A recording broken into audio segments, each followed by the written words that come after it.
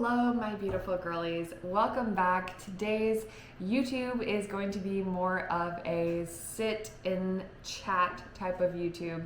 A lot of my other stuff is vlogs, day in the life, workout, that kind of stuff. But I wanted to make a little bit more useful video. This is going to be tailored to my competitors. Any competitor out there, this could probably apply to you on the female side of things. But I wanted to kind of give a little bit more of like some informative videos and some tips, tricks, tools, things that I wish I would have knew whenever I first started. This was kind of inspired by recently at the start of the year, I have been watching some of these like minimalist videos, no-buy videos, and I got kind of addicted to watching them. It was fun. So in January, one of my goals was not buying any Dutch Brothers coffee out and about. So if you know me, you follow me on Instagram, or you're one of my girls, you know I love my Dutch Bros, you know I love coffee, but I went 35 days. So I made it past January and a few days into February before I got one. And after I made it into February, I realized that I didn't really need it that much. But I saved probably like over $200 not getting a Dutch Bros coffee every day. So I was like, wow, that's like, 2 massages. So that's body work. That's a flight somewhere. That's, whatever you want to say. Not that I can't afford my coffee. Like I can buy the coffee, but when I went home for Christmas, I grew up in a really small town of 500 people, middle of nowhere. Like your coffee was your Folgers coffee that you made in your coffee pot at home. There was no coffee shop to go get coffee. There was like the town I went to high school in had no stoplights, and there was not a single fast food place. There was like one gas station, 2 maybe, and the town neighboring that was a little bit bigger. There was a Walmart, a McDonald's, and a Sonic. So dream big. We were living large. So needless to say, we just learned how to make do at home with a lot of things. Like I said, we grew up on a farm, and it was just my sister and I, my mom and dad, and we entertained ourselves at home. We cooked 95% of all of our food at home. We grew our own garden, had our own beef, like that kind of stuff. And I just remember like it was just really simple growing up, like the way that I lived. And so I wanted to challenge myself at the beginning of the year to kind of like, I guess like get back to my roots, so to say. So that was like one of the just little dumb ways that I'm like, you know what? I don't need to buy coffee out every day. I can make coffee at home. And to be honest, after doing that, I've now had just 2 Dutch Bros since the beginning of the year. And I have to say, I think I just like my Nespresso coffee at home, like my little coffee pod. It's $1.30 a pod. And that's a way cheaper than like a $6.75 coffee with a tip. So, anyways, that was kind of a random little rant there, but that is what inspired me to think about like what kind of content can I make for girls that is useful but isn't just like your workouts or your posing videos. Like what else do competitors want to know if they have maybe been doing this and spending a lot of money and they can't seem to like cut corners, or maybe you are just beginning and you're going into your first show season, and maybe you can take some of these like things that I learned the hard way and utilize it to your advantage to save some money and to cut corners and costs and stuff in different areas. Because when I first started competing, I was working as a nurse. My first year competing, I was on night shift, so that was miserable, and I had to work a lot to pay for these shows. I didn't have the money to just go do shows and whatever. I am blessed to be able to, be in a spot where I can pick more shows to do, and I do have more freedom to do that now. But like I could not when I was first starting. So like I learned how to do a lot on my own to be able to save that money, and it's wild to me that more people don't. But yeah, so I mean, one of my first big years where I did a lot of the national shows, I think I was working like that summer, I worked 5 13-hour shifts in a row every week for like 6 weeks to get all that overtime stacked up to save for all these shows. Because let's be honest, competing is an expensive hobby. There are a ton of ways to save money. So we're just gonna get right into it. So starting at the top.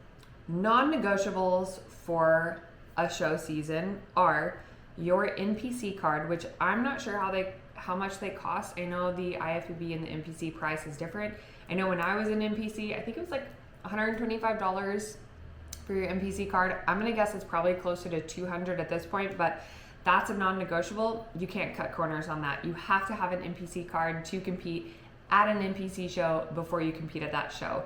And then the entry fee. So, I mean, one way you can cut a little bit of a cost is by not entering every single class. But for sure, if it is your first show ever and your show offers True Novice, do True Novice, because your first show ever is the only show that you can do that. The True Novice class means that you have never competed, stepped on stage in any division or show before in your life. So once you get on stage, if you don't do that True Novice the first time, you can't ever do it again. So for sure, do True Novice, and then I would say do Novice for sure.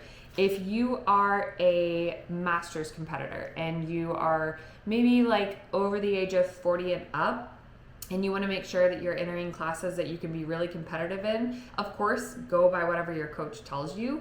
But a lot of times, like, I will have my girls not enter the open class if money is something that they are concerned about, because that is an extra class. And then you're competing against girls that are 10, 15 years younger than you, and the muscle difference is apparent. A lot of times, Masters competitors have that more mature, deeper, sometimes kind of grainier, harder muscle look, whereas your open competitors that are younger don't necessarily have that. Not always, but that's just the case in some of it. So, ask your coach, like, hey, if I'm 40, 45 years old, should I be entering the open? Should I spend the money on that? Like, I'm a little pressed for money, so what would be smart? But for sure, True Novice, Novice, and then if you can afford to do open, like add a third one on there. If you are in the open category age, then go for it. But regardless, your NPC card and at least one entry fee is a non-negotiable. You have to pay that.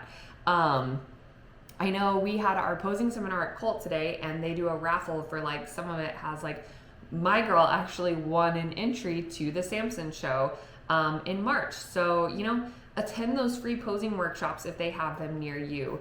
Use that information. Like, I know not everyone across the country has that availability. Especially I knew growing up in the Midwest and living at Lake of the Ozarks, whenever I was competing, like, there was nothing like that. Like, I had to outsource everything, pay for my coach, pay for my posing, all of that. But if there's an area around you that has a free posing seminar, go. Like, anything that is free, go to open gyms, go to free seminars, go to free workshops, that kind of stuff. It is so useful, and you can take away a lot of information that you didn't have to pay for. YouTube is so helpful for, like, watching old shows, looking at posing, kind of getting a layout before you book, like, a one-on-one session with someone. And you have, like, a basis, so then maybe you don't need as many sessions or something. But anyways, I'm getting farther down the list. So back to the beginning here. So NPC card entry fee, you can't avoid it. I actually have this at the very end of this list, but it is one of those things that if I could go back, the one thing I would spend money on that I decided, not to in the beginning would be a coach. It would be a coach who was not, like, necessarily well known or whatever, but, like, looking at their track record and, did they have pros, which I didn't even know a pro thing existed whenever I started competing, but now I know. But regardless, like, I should have looked at the coaching, and even though it was going to be more expensive to start, I should have been more interested in investing in that than spending money in the other things that I did. Because while you can find coaches that are cheaper and that'll save you money, it can cost you time. Because I think going with, like, the first coach that I did was, like, a cliche bodybuilder coach. I mean, he did great, for what he was working with. I had no muscle, I was just skinny, and I just went right into like a really like just hard cut with the classic, tilapia, broccoli, rice, like that was it, like 1,000-calorie diet. I don't know. But what's funny is the first person I ever looked at for coaching, can you guess who it was? Yeah, Adam. It was Adam. And I asked him about like his pricing and stuff. I have the Instagram messages, like the first ever message years ago. And funny enough, my best friend was on the team at that time too. It's full circle moments so much, but it was out of my price range at the time. I couldn't afford it, so I went with a cheaper option. But looking back, I bet I could have turned pro probably a year and a half faster than I did if I would have went with someone who knew what they were doing. So it's up to you, but that would be going back, telling myself a non-negotiable is a good coach. Even though that is more expensive than like maybe a local person who's like, oh yeah, I'm your friend, I'll just do it for you. I wish I could go back and spend money on that. That would be one of the things that I would not cut corners on again. So those are kind of my non-negotiables. Well, not the NPC card and the entry fee is, you can't avoid that. But the coach, I would say, would be a non-negotiable for me. So first up is your suit. So, of course, I am sponsored by Angel Competition Bikinis. So if you have the ability to buy a new suit, you can afford it, and you want to save, my code is Kimber. Always look for discount codes, whether you use mine or somebody else's. I don't care, but don't ever just go on a site and buy something without looking for a code. 99% of things related to competing have discount codes, so take advantage of that. 10% off, 15% off, whatever it is. Like, look for your discount codes. But if you do not have the money to afford a new suit, there are other options. Even with Angel Competition Bikinis, they do rentals. They do a buyback program where if you buy a suit and you want to sell it back, they will give you a certain amount of money back onto that suit. They do like pre-made or pre-loved suits that someone else has returned and you can buy at a cheaper option. So that is a great way to still get a pick through a huge variety of suits. They have a lot of them, but also not have to spend above your budget. Another thing is you could borrow from someone. Now, this might get a little bit tricky because not everybody is the same height. Like, I couldn't let my 5-foot-tall friend borrow a suit for me. It's not going to fit them. It's going to be too long. It's going to be too long up here. It's going to be probably too wide on their glutes. Like, it's just not going to fit right. But if you have someone around you or near you, or someone that knows someone who maybe has a suit you can borrow a suit.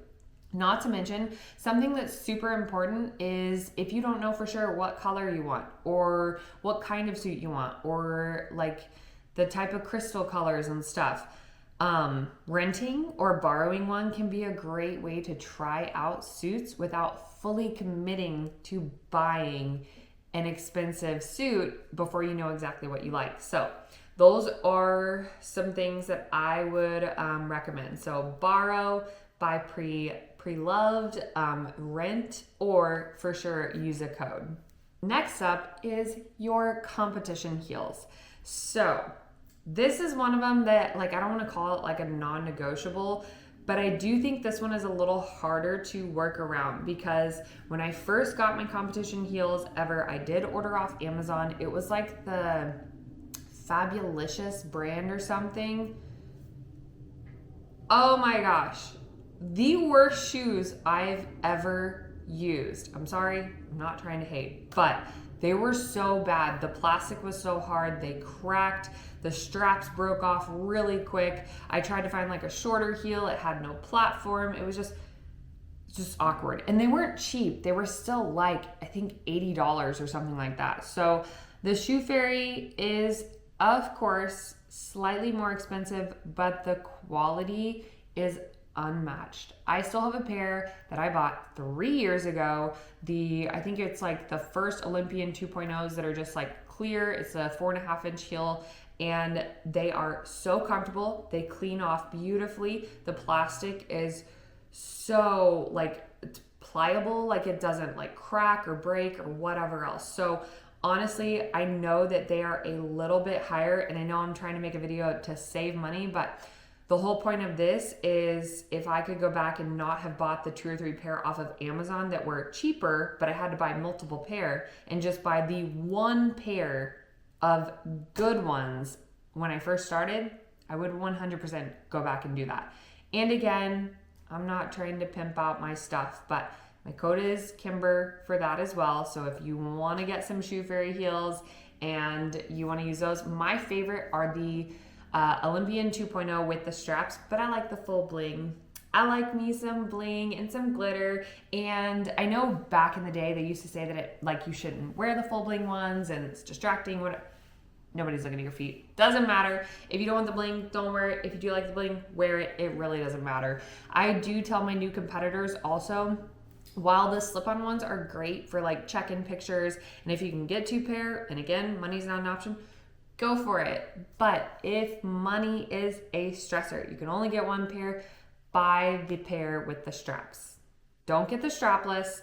If you are not comfortable walking around in 5-inch heels on your day-to-day life, that's my dog, sorry, then don't buy the heels with no strap. The heels with the strap, you are much more secure.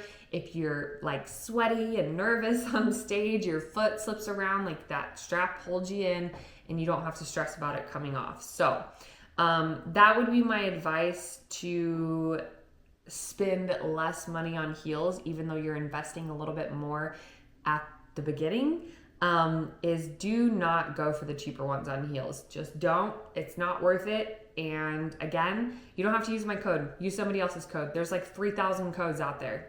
Use anyone's to save the money on it and get a pair of heels that is going to last you like forever. Literally, those heels are made so well, they will last so many years if you take care of them. So next up is makeup. So don't get me wrong. If you are the worst person in the world at makeup, like you look like a clown when you're done, I'm not telling you to go do your own stage makeup if you are that unconfident of it. I'm not telling you that, but stage makeup is expensive. Some national shows, I think they've eliminated most of the 2-day ones, but they used to have 2-day ones where you had to pay for your makeup 2 days in a row. It's insane. And these days, the stage makeup is like $250 at some show. It is wild. Now, if you're someone who you don't go out, you don't spend a lot of money, you do have the money, you love doing your stage makeup because you feel pampered and you don't have to stress about it and you enjoy it, do it. I'm not telling you to not do it, whatever. I'm just saying ways to save money. This is a way. And I understand if you're not used to wearing like a lot of day-to-day makeup, but let's say you do know how to do some makeup and you have some, but you don't have stage appropriate makeup. And you're like, well, I have to go buy all that makeup. Like that's going to be expensive. Okay, I get that. But I could go into Walmart, buy everything I need for stage, I bet in under $100.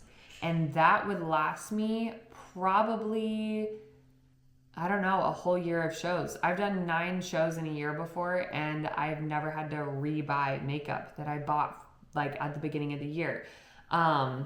Foundation wise, it is a little bit harder to match foundation. So my suggestion would be going into somewhere like Ulta or Sephora and asking them what your undertone is and being like, hey, you know, if I need to match my undertone, but it needs to be way darker, which one of these would you recommend?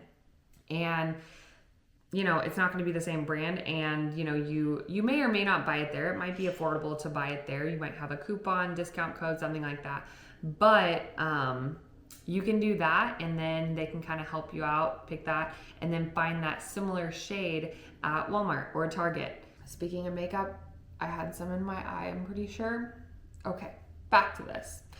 But that can help you because I know everybody's really afraid of like the color matching, and I have a video doing stage makeup, but one of the easiest ways is when you do your tan, match it to the back of your hand and then you can put it on your face. So, and then it'll just wipe right off, or you can just reapply tan to your hand, which we'll get to the saving money on tanning thing too.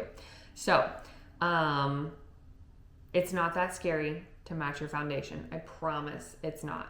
And then if you go a little too light, you can just use a little bronzer, little extra bronzer to blend it in. One thing that I did do at the beginning of last year that I wish I would have done when I started buying my own makeup is buying cream-based makeup. I always used powder, and I would go through that faster, but I have the same bronzer stick, blush. I use the same foundation all year long. I still have the bronzer and the blush containers, and there's still like a good amount left, and that is even my daily makeup. I use that multiple times a week, some weeks, not always, but it lasted forever. So that is a way to kind of save on buying your own makeup.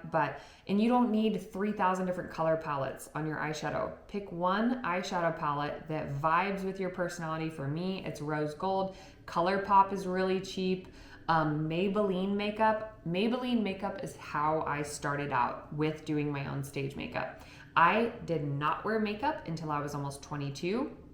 I wore your cliche black eyeliner smudged all over with black mascara, little emo vibes in high school. That's about it. That was pretty much it. Like, I didn't wear makeup ever. I watched one YouTube tutorial and then I started doing my own. If you go back far enough on my Instagram and you look at my stage shots, you can see the makeup at the beginning was a little rough, but not once did I get feedback that was like, you know what? We have no idea what your body looked like because your makeup was so bad. No, not once did they say that. I mean, you'll know if it's like extremely off. Yeah, it can kind of clash. They might be like, work on your overall presentation, your look. But at the end of the day, no one's going to like judge you that harshly if you even attempted to put some effort into making that makeup work. So, spending $100 one time, if you do 3 shows, that's like, $33.50 per show versus $250 per show for makeup. So you will save a ton of money doing your own makeup. That's all I'm saying. That's all I'm saying. But if that's not comfortable for you, I get it. You don't have to do that. But that's just a way to save a lot of money.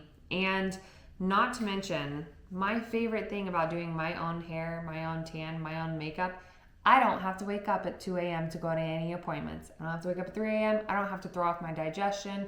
I don't have to get out of my hotel room, worry about walking in the street with the rain, because sometimes the tanning appointments are at different places than your host hotel or whatever else. I don't have to disrupt my routine. I can stay in my hotel room. I can put on some music, put on a fun movie.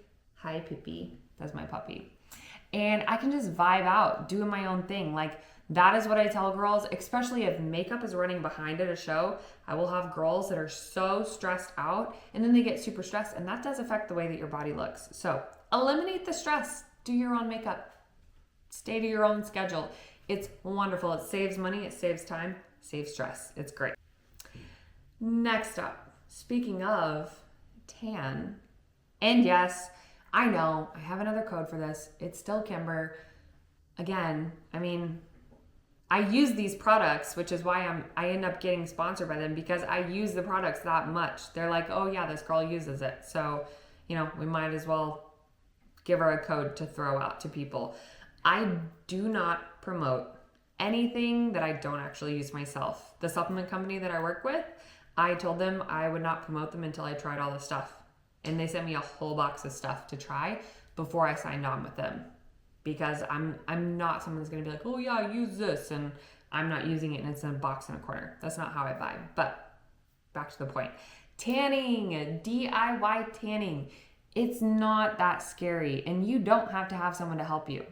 You do need to be a little bit flexible. But they also have little back applicator things if you're not with someone. I have done my own tan out of like I've lost count of how many shows I've done. I think I've done like 33 shows.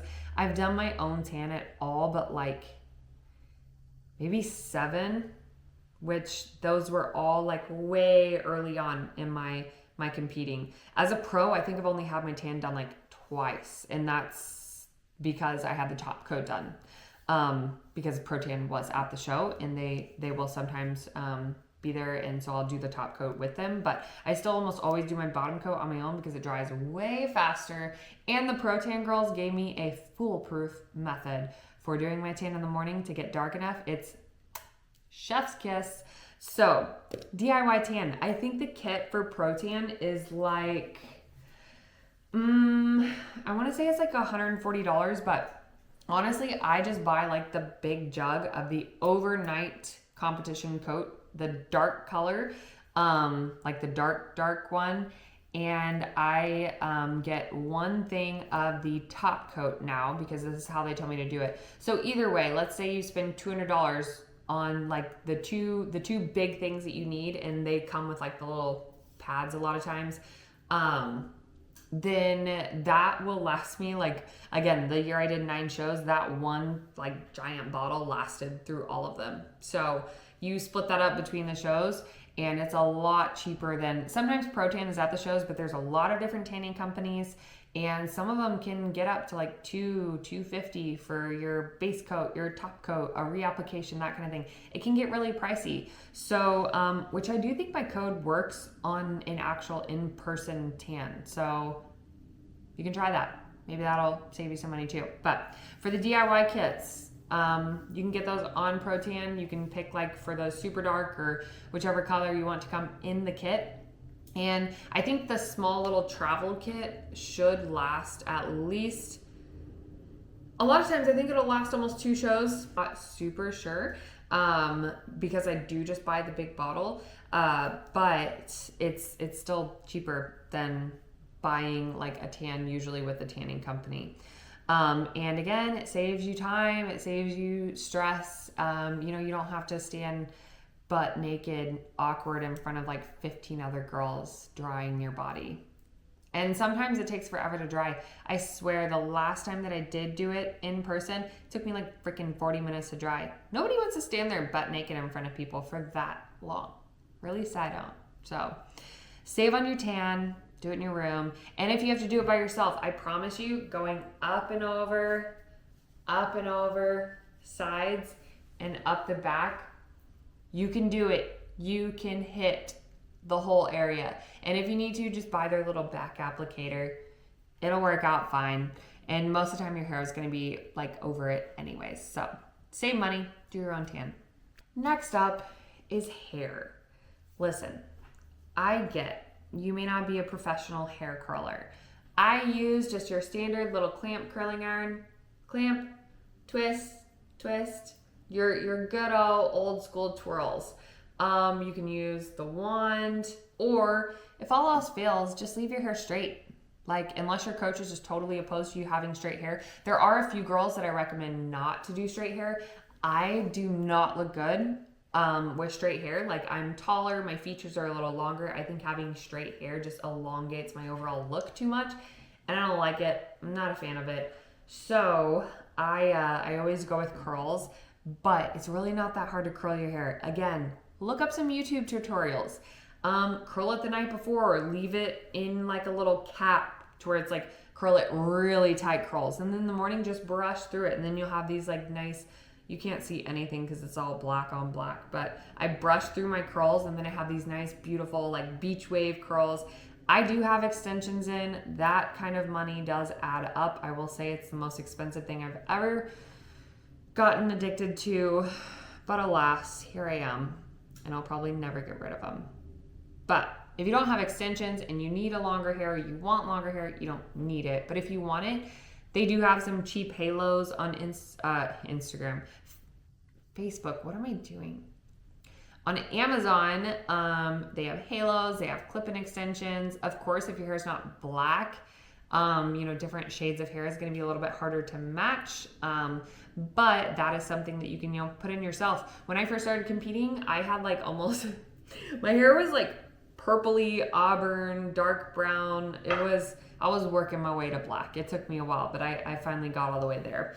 But I did just clip-ins. They were cheap, I think $25 clip-ins from Amazon, and I used those for 3 years, and it was fine.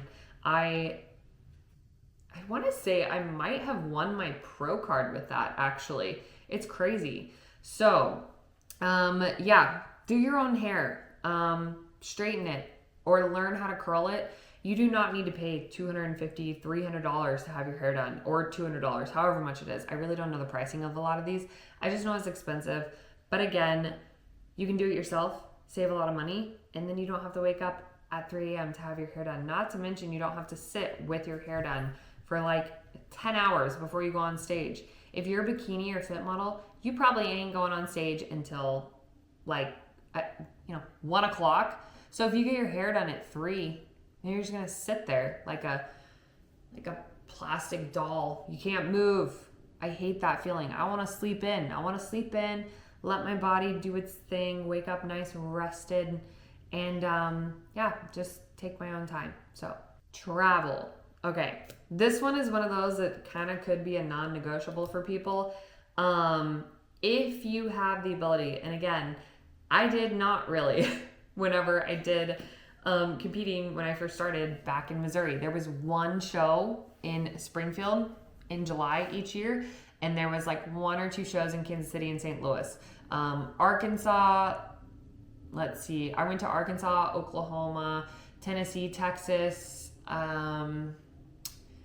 Missouri. Yeah, all of those I drove to, but it was an 8-hour drive. But it was cheaper than flying. So if you can pick a local show or a drivable show, you will likely save money rather than flying.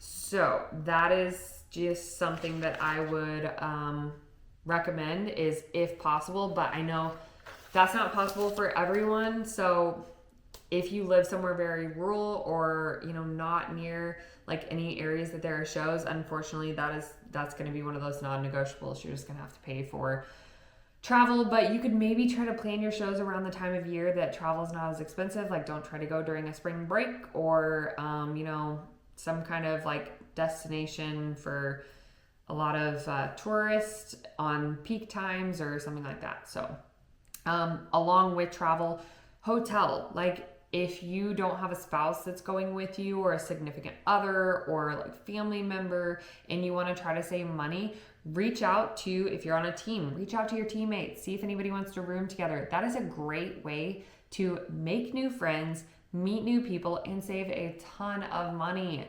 Especially, that's someone to help tan your back. You can get really close to someone by tanning each other naked. The awkwardness, gone. There's no awkwardness. All awkwardness is out the window whenever you have to stand in front of each other and help tan each other nude. I know this sounds a little out there, but you guys know, if you're competitors, there's just, there's some stuff that you do that you're well, guess I'm not embarrassed about that anymore. But reach out to your teammates, or if you don't have a team, look at the show posting, look at the people commenting. And I know this sounds crazy, and of course I'm not telling you to put yourself in any danger. Be smart, creep their Instagram for a while and see what their vibe is. And if their vibe is vibing with you, then shoot them a message and be like, hey, are you doing this show in Texas? Do you have a roommate? Do you want to room together and save some money?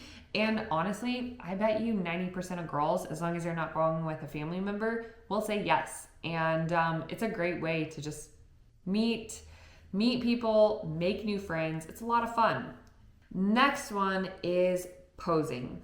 I do posing as well as coaching.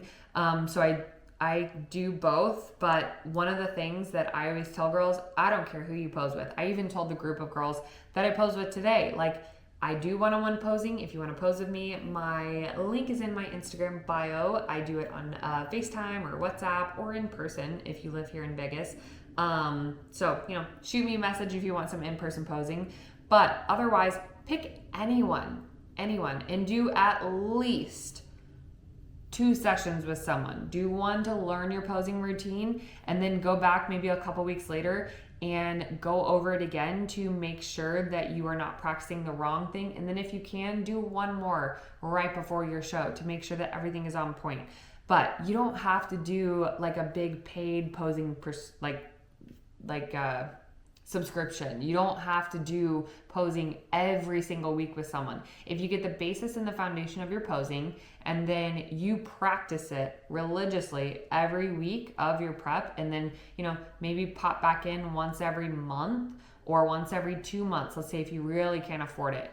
Look around for posing coaches, ask their prices.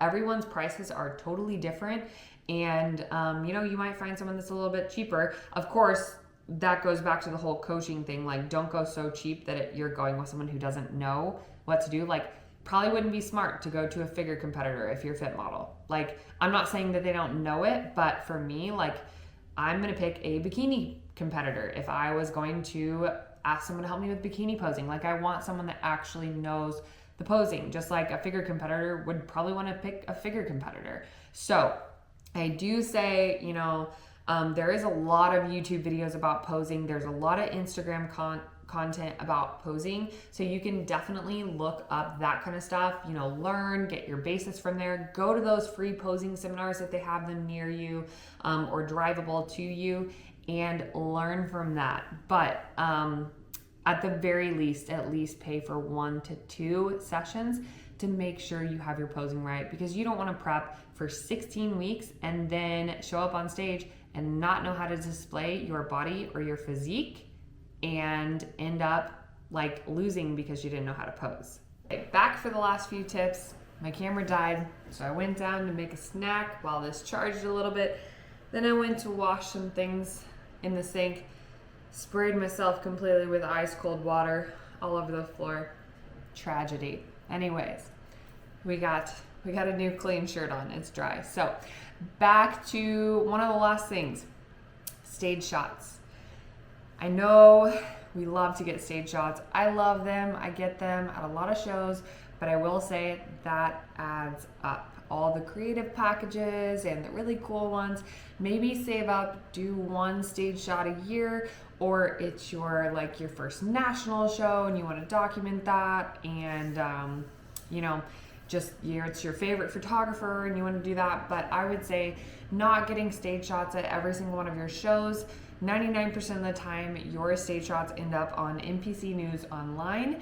Of course, it still has a watermark. You can't save the exact shot you want, and it maybe doesn't have all the creative features on it, and maybe it's not a video, but it's free, it's cheap, you can get it offline and then still be able to document your stage pictures. So I would just say, if money is a issue for you, I would pass on the stage shots. A few random things that you do not need that you might think you need, or that I know my friend and I made plenty of mistakes doing this.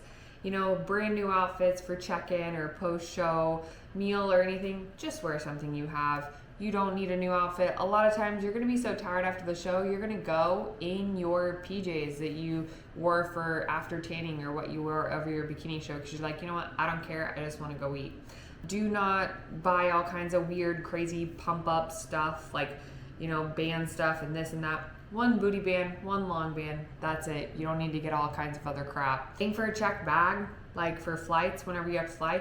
You do not need a checked bag. I promise you, if you are taking that much stuff to need a checked bag, you're taking too much stuff. I have a video way back about packing that I made and showed that I could take everything on a carry-on bag and a checked bag, or a carry-on suitcase.